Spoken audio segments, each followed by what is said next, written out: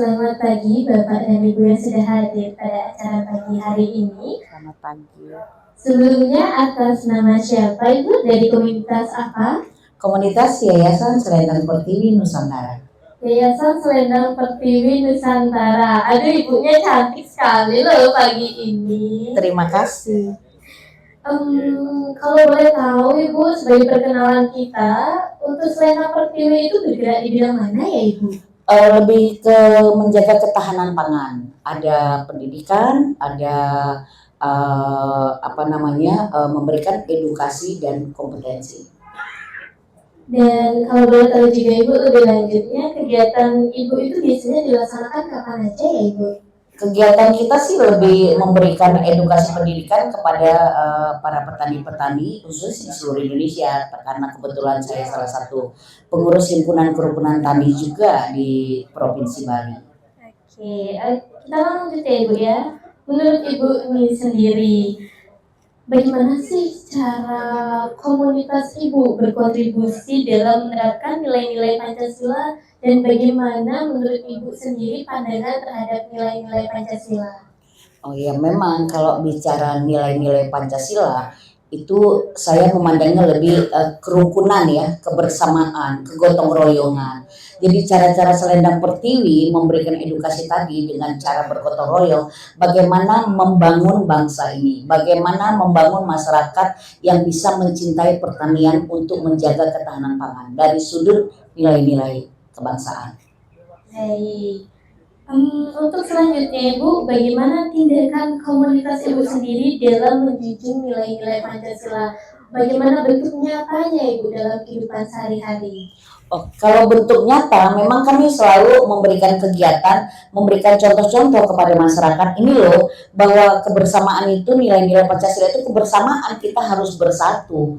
Apapun kegiatan yang kami laksanakan adalah, pertama adalah kebersamaan, kegotong royongan untuk mewujudkan apa yang kita cita-citakan.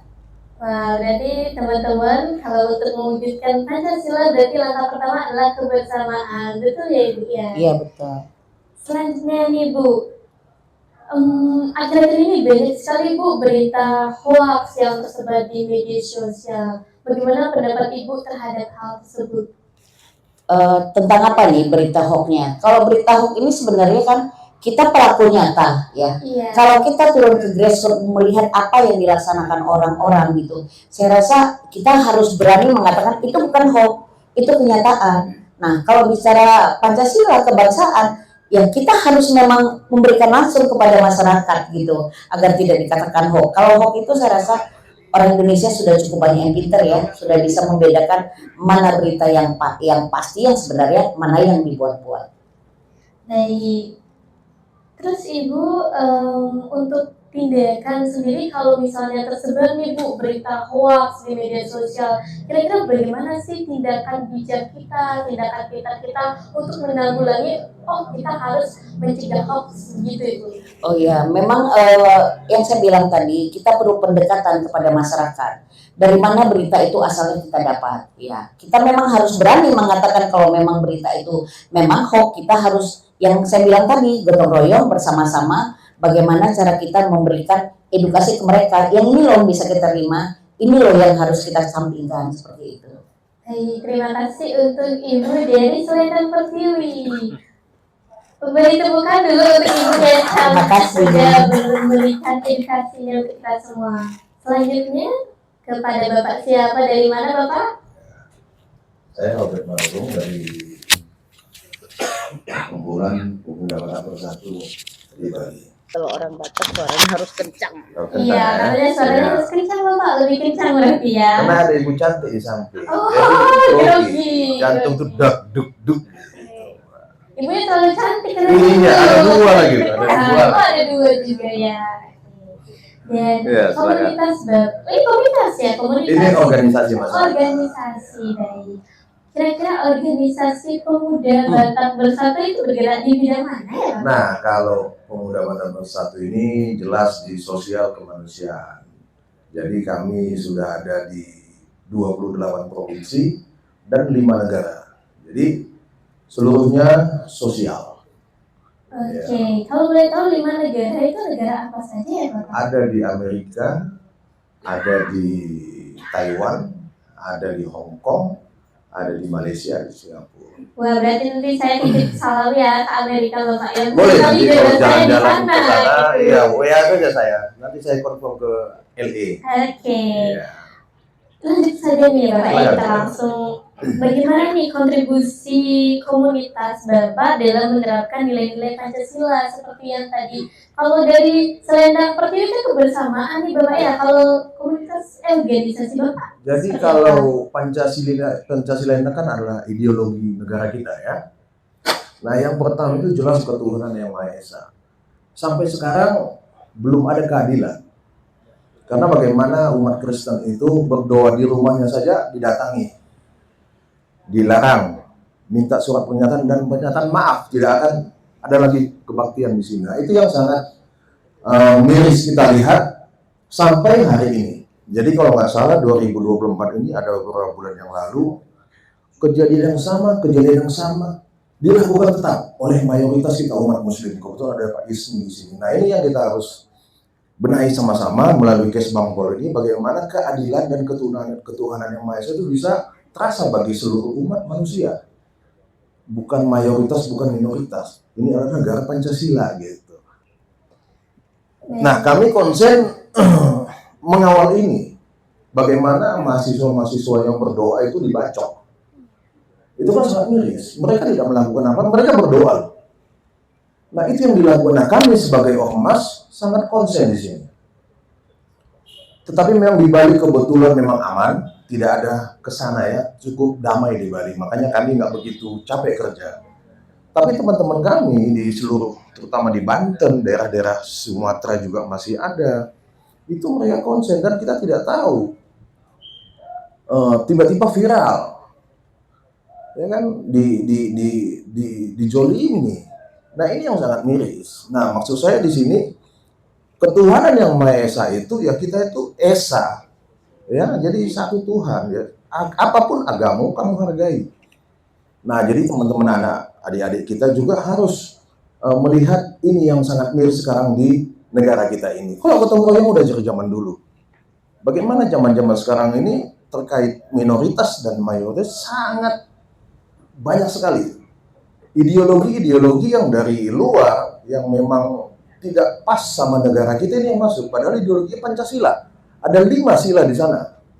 Nah ini yang harus kita terapkan pada sehari-hari untuk masyarakat kita, begitu deh. Baik, terima kasih. Nah, untuk kejadian-kejadian tersebut nih Bapak, bagaimana sih Bapak menanggulangi kejadian seperti pembatalan doa, rosario, atau sebagainya Bapak, sebagai bentuk dalam kita menjunjung nilai-nilai Pancasila? Kita ini sebagai ormas tidak punya hak di sana. Yang ada punya hak itu adalah aparat penegak hukum. Ada tuh polisi, ada tuh Babinsa, ada tuh Siskapling atau apapun itu di daerah. Karena mereka lah yang paling cepat. Kalau kita organisasi tidak bisa langsung, nggak bisa. Belum tentu kita punya ada di kecamatan atau di ranting. Belum. Nah yang ada itu adalah polsek. Nah ini bagaimana? Adik bayangin aja, adik berdoa di rumah, datang orang melarang. Logika aja kita berpikir. Ini kan sangat bahaya. Ini yang harus dibenahi oleh pejabat-pejabat kita, baik yang sudah ada di atas. Bagaimana keagamaan ini harus memberikan hak dan itu dilindungi loh, Undang-Undang Dasar. Benar ya? Iya, benar. Iya, jadi tetaplah semangat. Kita di negara ini supaya aman. Ya. Baik, pesan yang saya dapatkan dari Bapak adalah kita meskipun berbeda-beda tetap harus menghargai apapun agamanya. Dan kita di Indonesia hidup bersama-sama, bukan satu agama saja, tapi kita memiliki 6 agama sekaligus. Jadi alangkah baiknya kita menghargai sesama lain. Baik Bapak, kita lanjutkan dengan literasi nih Bapak ya. Akhir-akhir ini banyak nih berita-berita hoax yang tersebar dan juga banyak sekali anak-anak muda gampang sekali nih Bapak percaya dengan berita gitu. Bagaimana sih tanggapan Bapak akan hal tersebut? Ya kita harus menerima itu. Indonesia harus menerima itu bagaimana. Kalau dia tidak mau ada hoax, dia tutup aja internet. sederhana, tetapi anak-anak muda kita juga dia kan bebas, dia tidak mau tahu ini apa, dia lihat cocok, dia forward, dia share, dia punya media sosial dan itu adalah milik dia. Kita tidak bisa, tapi kita hanya memberi himbauan terutama ke anak-anak kita bagaimana mensiasati media sosial ini, menggunakannya, ya kan? Jadi kalau kita larang dia internet nggak mungkin. Dia bisa pergi ke warnet kalau kita larang. Mereka udah punya handphone. Caranya ya tinggal kita sosialisasikan, kita ajari mereka di sekolah juga harus diajari, di rumah juga harus diajari. Nah, kalau untuk membuat sosialisasi nggak mungkin. Kenapa? Ini butuh anggaran, ya kan? Pusing nanti presiden kita itu lagi anggaran untuk media sosial supaya nggak hoax. Jadi stop aja internet, bagaimana di Cina di stop apa Google kalau nggak salah. Kita nggak tahu. Nah ini tinggal kebijakan pemerintah melakukan hal-hal yang memang bisa mendorong teman-teman kita ini atau anak-anak kita ini menjadi baik. Nah dari segi konsensus dasar negara kita kan konsensus ada 4 pilar itu ya, Pancasila, Undang-Undang Dasar, NKRI dan Bhinneka Tunggal Ika. Nah inilah dasar kita yang bisa membantu dan mengajari kepada anak-anak kita ini, generasi muda ini supaya dia paham dan mencintai minimal produk lokal, ya, tidak bisa menyebar hoax, ya kan? Nah, saling menghargai sesama manusia, itulah yang memang harus diajarkan di sekolah. Saya lebih contoh kalau ada sekolah pendidikan moral Pancasila. Zaman dulu kita masih ada itu bagaimana etika kita berjalan di depan orang tua. Ini etika-etika ini yang sangat penting yang kita ajari. Yang pada zaman dulu, pada masa-masa saya SMP, SMA, sampai P4 kita. Mau kuliah P4 dulu. Pengamalan dan pengamalan Pancasila itu ada 4. Itu kita diajari. Nah, itulah mungkin dari segi pendidikan yang bisa membantu generasi kita ini supaya lebih memiliki moral dan etika ke depannya ya. Baik, terima kasih Bapak. Oke, tadi udah dapat pesan moral yang sangat penting bahwa nilai-nilai Pancasila, wawasan kebangsaan bisa membantu kita dalam menanggulangi moral. Terima kasih Bapak dari organisasi Pemuda Batak Bersatu. Selanjutnya atas nama siapa Bapak? Saya Agus Saminjaya. Dari organisasi atau komunitas Bapak? Dari organisasi. Dari Organisasi Ikatan Cendekiawan Muslim Indonesia, Orwil Bali. Ikatan Cendekiawan Muslim Indonesia. Orwil Bali. Orwil Bali. Oke. Saya langsung saja nih Bapak. Tadi ini ibunya bergerak di pangan, bergerak di ketuhanan. Kalau Bapak sendiri jadi bergerak di mana Bapak? Ya, sesuai dengan labelnya bahwa ICMI ini bergerak dalam dunia kecendekiawan. Jadi kita lebih banyak memberikan literasi, edukasi kepada masyarakat dalam berbagai aspek kehidupan, baik itu sosial, politik, hukum, ekonomi, dan lain sebagainya. Jadi saya dengar ada kata literasi Bapak. Literasi yang bagaimana Bapak ya?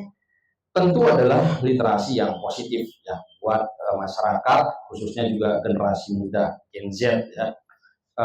Di mana ICMI di dalamnya juga ada organisasi pemuda ICMI, perempuan ICMI dan lain sebagainya. Semua kita berikan satu edukasi, pemberdayaan. Kalau di bidang sosial politik, tentu kita menerapkan atau memberikan edukasi tentang wawasan kebangsaan. Ya, sebagaimana kita tahu bahwa bangsa ini kan didirikan oleh berbagai macam etnis, berbagai macam suku, berbagai macam agama yang ada di Indonesia, dan itu sudah menjadi konsensus nasional. Kita semua sudah menyepakati bahwa grand norm kita, norma dasar kita adalah Pancasila, seperti yang disampaikan oleh Bapak dari Batak Bersatu. Kemudian konstitusi kita Undang-Undang Dasar 45. Kemudian wawasan persatuan kita adalah Bhinneka Tunggal Ika. Untuk apa? Menjaga NKRI. Ya, kita sepakat bahwa kita sudah membangun bangsa ini dengan berdarah-darah, beratus dan beribu nyawa. Sehingga kita sebagai generasi muda sekarang tinggal mempertahankan, menjaga, merawat dan lain sebagainya. Ya, kita kira itu. Baik, terima kasih Bapak. Kalau saya boleh tanya nih Bapak ya, sebenarnya Bapak sudah tahu di media sosial itu ada kata sandi. Ya, ada kata sandi. Kira-kira Kata nih apa? hanya Bapak sendiri yang tahu kata sandi berbagai informasi aplikasi Bapak atau anak Bapak juga tahu? Kata sandi. Iya, kata sandi kayak di Facebook itu kan sebelum login itu ada kata sandi Bapak. Kata sandi ya. Iya. Iya. Hanya Bapak yang tahu. Ya, harusnya kita terapkan pada Iya. anak-anak kita juga ya, untuk mengetahui bahwa seharusnya wawasan kebangsaan itu sudah dimulai dari pendidikan masa-masa PAUD, walaupun dengan bentuk yang berbeda, cara aplikasinya. Tentu yang bisa diterima dengan logika dan nalar seusianya. Tetapi saya mengharapkan wawasan kebangsaan itu sudah mulai diterapkan, ideologinya dari mulai masa-masa PAUD, ya, pendidikan usia dini, dan itu akan melekat nanti sampai berjenjang dan lain sebagainya. Kira-kira itu.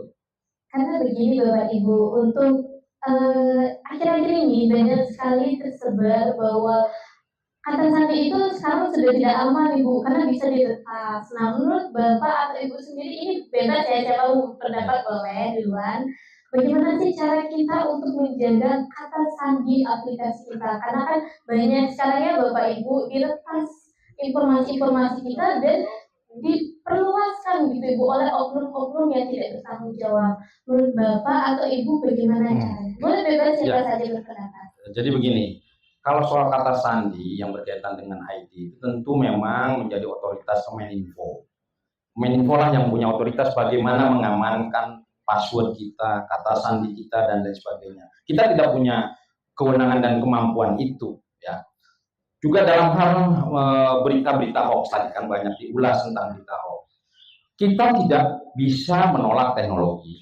Bahkan teknologi itu adalah perubahan yang tidak bisa kita tolak dan harus terjadi. Bahkan itu sesuatu yang keniscayaan. Nah, kemudian yang paling penting adalah bagaimana kita memberi edukasi kepada masyarakat dan generasi muda khususnya untuk bijak dalam menggunakan media sosial atau teknologi itu. Ya, kalau saya berprinsip aturannya sudah ada, misalnya soal undang-undang ITE dan lain sebagainya. Sekarang bagaimana kita bijak itu? Salah satu tindakan yang dianggap bijak adalah jangan sekali-kali men-sharing informasi ya tanpa menyaring dulu. Jadi saring sebelum sharing. Nah, jadi itulah menurut saya kata-kata bijak itu ya. Jadi jangan begitu terima langsung di forward, di blast dan lain sebagainya. Pada prinsipnya bahwa kita tidak bisa menolak teknologi, tetapi bagaimana kita menggunakan teknologi itu dengan bijak untuk sebuah kebaikan, khususnya dalam mempersatukan bangsa dan negara. Oke, kalau menurut Ibu di sebelahnya dari Ya, mana Ibu? Baik, selamat pagi. Saya Selamat dari pagi. Organisasi Pemuda Pancamarga Provinsi Bali. Jadi nama saya Rai. Kebetulan saya sebagai wakil ketua satu bidang OKK. Jadi mungkin lanjut aja saya sambungkan ya. Jadi dari Pemuda Pancamarga itu mungkin kami satu visi dan misi dengan bapak-bapak yang lain dalam ormas. Cuma saya ada satu bedanya. Kami ini adalah terdiri dari keluarga dan keturunan putra putri atau cucu daripada para pejuang dan para veteran Republik Indonesia. Jadi kami di sini adalah generasi penerus dari pendiri atau yang orang tua yang memerdekakan Republik ini. Mungkin itu saya sampaikan tentang organisasi saya. Terima kasih. Dan kita lanjut berkaitan dengan nilai-nilai Pancasila Bapak dan Ibu. Banyak sekali di sekitar kita yang mulai melenceng nih Bu. Anak-anak sekarang tuh berpikirnya cuma nilai-nilai Pancasila itu cuma pelajaran di sekolah. Kita tidak perlu menerapkan atau itu udah basic gitu. Menurut Bapak atau Ibu bagaimana sih pendapatnya dan berkaitan dengan komunitas Ibu ya atau organisasi? Menurut organisasi Ibu, bagaimana sih kita membentuk anak muda menekankan bahwa nilai-nilai Pancasila itu adalah pedoman kita, gitu. Terima kasih. Baik, saya mungkin menambahkan sedikit tentang masukan-masukan dari teman-teman. Menambahkan sedikit. Jadi sekarang ini adalah kita sedang mengalami proses krisis degradasi mental ya, mental ini terutama satu kita degradasi mental. Dan ini sering saya dapatkan setiap acara yang di dalamnya ada wawasan kebangsaan, yaitu tentang proxy war. Nah, mungkin ini agak jarang terdengar. Jadi proxy war itu adalah kita berperang melawan IT, melawan sejenis HP ini ya, kita melawan benda yang tidak kita lihat.